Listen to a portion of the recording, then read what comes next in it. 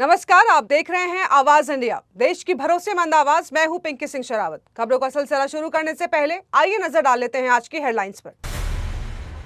Art of living कार्यक्रम में बोले पीएम मोदी, कहा मानव सेवा हमारी आध्यात्मिक पहचान। मुख्यमंत्री बनते ही एक्शन में विजय, पहले दिन लिए 3 बड़े फैसले। राहुल गांधी ने विजय को दी बधाई, बोले तमिलनाडु ने नई पीढ़ी और नई आवाज सुनी। 29 साल की एस कीर्तना बनी तमिलनाडु की सबसे युवा मंत्री, विजय कैबिनेट की इकलौती महिला। और प्रेमानंद जी महाराज से मिले सिद्धार्थ गुप्ता, बॉक्स ऑफिस पर छाई कृष्णावतारम। अब खबरें विस्तार से। बेंगलुरु में आर्ट ऑफ लिविंग के 45 वर्ष पूरे होने पर आयोजित भव्य कार्यक्रम में प्रधानमंत्री नरेंद्र मोदी ने हिस्सा लिया और श्री श्री रविशंकर को उनके 70वें जन्मदिन की बधाई दी। इस मौके पर प्रधानमंत्री ने एक दिव्य ध्यान मंदिर का लोकार्पण भी किया। उन्होंने कहा कि जब संकल्प स्पष्ट हो और सेवा का भाव हो तो हर प्रयास सफल होता है। पीएम मोदी ने बेंगलुरु को सॉफ्टवेयर के साथ साथ आध्यात्मिक का भी केंद्र बताया। उन्होंने कहा कि श्री श्री रविशंकर ने 45 साल पहले जो छोटा बीज बोया था वो आज विशाल बरगद का रूप ले चुका है। भारत के आध्यात्मिक आंदोलनों ने हमेशा मानव सेवा को सर्वोच्च प्राथमिकता दी है और पूरी दुनिया आज भारतीय आध्यात्मिक मूल्यों से प्रेरणा ले रही है। विजय ने मुख्यमंत्री पद संभालते ही 3 बड़े फैसले लेकर अपनी सरकार की प्राथमिकताएं साफ कर दी हैं। उन्होंने घरेलू उपभोक्ताओं को 200 यूनिट मुफ्त बिजली देने के आदेश पर हस्ताक्षर किए हैं।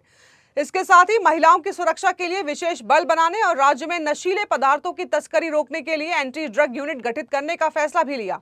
चेन्नई के जवाहरलाल नेहरू इंडोर स्टेडियम में अपने पहले संबोधन में विजय ने कहा कि अब सच्ची धर्मनिरपेक्षता और सामाजिक न्याय पर आधारित नए शासन की शुरुआत हो चुकी है।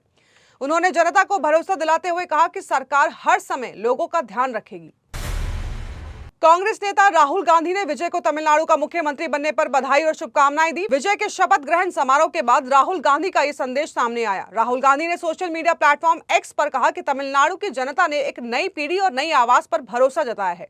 राज्य की राजनीति में नई सोच और नए नेतृत्व का आगमन हुआ है। मेरी शुभकामनाएं विजय के साथ है।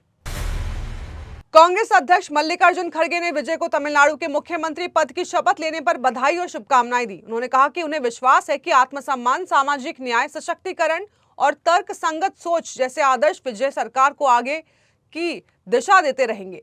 तमिलनाडु की राजनीतिक और सामाजिक चेतना को लंबे समय से आकार देने वाली ये विरासत पेरियार और कामकाज द्वारा स्थापित की गई थी। कांग्रेस अध्यक्ष ने उम्मीद जताई है कि विजय के नेतृत्व में ये विचारधारा और मजबूत होगी। वक्त हो चला है एक छोटे से ब्रेक का।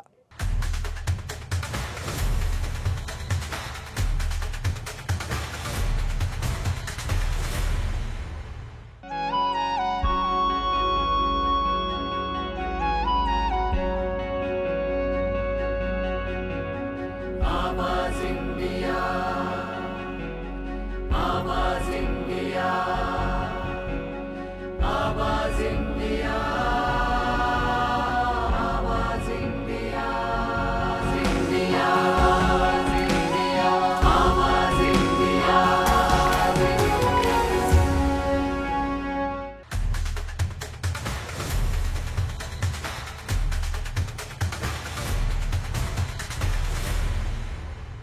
ब्रेक के बाद आप सभी का स्वागत है। बढ़ते हैं अगली खबर की ओर।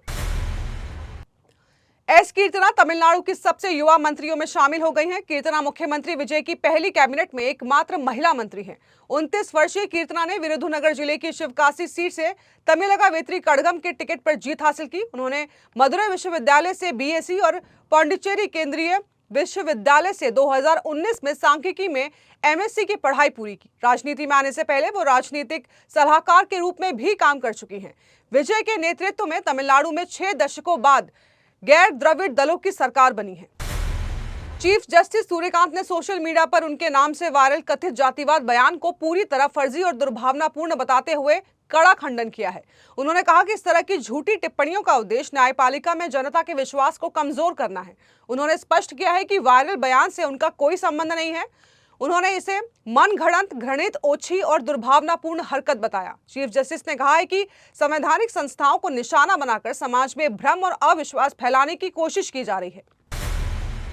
पश्चिम बंगाल विधानसभा चुनाव में बीजेपी की बड़ी जीत के बाद शुभेंदु अधिकारी ने मुख्यमंत्री पद की शपथ ले ली है और राज्य में पहली बार भाजपा सरकार बनी है।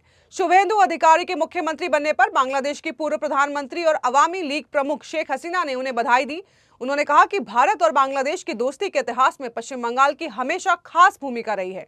अवामी लीग ने सोशल मीडिया मंच एक्स पर जारी मैसेज में शुभेंदु अधिकारी को चुनावी जीत और मुख्यमंत्री बनने पर शुभकामनाएं दी। शेख हसीना ने अपनी और बांग्लादेश की जनता की ओर से उन्हें बधाई संदेश भेजा। फिल्म कृष्णावतारम पार्ट 1 के अभिनेता सिद्धार्थ गुप्ता हाल ही में वृंदावन में प्रेमानंद महाराज जी से मिले, जिसकी तस्वीरें और वीडियोस उन्होंने साझा किए हैं। सिद्धार्थ ने बताया कि फिल्म करने से पहले उनकी मां चाहती थी कि वो प्रेमानंद जी महाराज का आशीर्वाद ले। फिल्म रिलीज के बाद बॉक्स ऑफिस पर शानदार प्रदर्शन कर रही है। सिद्धार्थ गुप्ता ने फिल्म की सफलता का श्रेय भगवान कृष्ण और प्रेमानंद जी महाराज के आशीर्वाद को दिया है। अभिनेता ने प्रेमानंद जी महाराज को फिल्म का ट्रेलर भी दिखाया था। दर्शकों के जबरदस्त रिस्पांस के बीच सिद्धार्थ का ये भावुक पोस्ट सोशल मीडिया पर तेजी से वायरल हो रहा है। तो देश और दुनिया की बड़ी खबरों में फिलहाल के लिए इतना ही। जुड़े रहिए आवाज इंडिया के साथ, जल्द होगी मुलाकात। तब तक के लिए नमस्कार।